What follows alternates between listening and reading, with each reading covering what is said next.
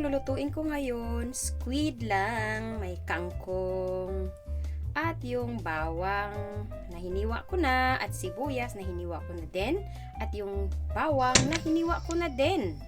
Ayun, may lagay na tayo ng at igisa ang mga ricado. Ayan, mamadali tayo ngayon ha.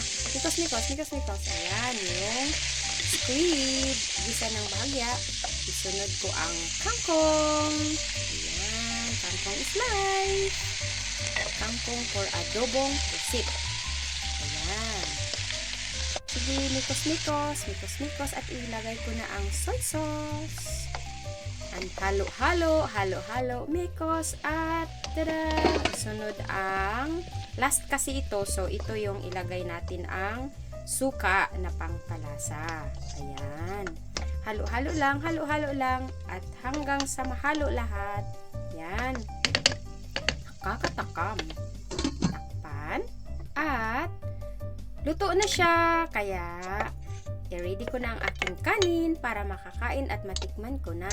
Ayan. Yung iba, bukas naman, kukuha lang ako ng bahagya para sa aking almusal. Ayan. Yun, gutom na ako, my gosh. Kagutom ko na, hay. Ayan. Kain na.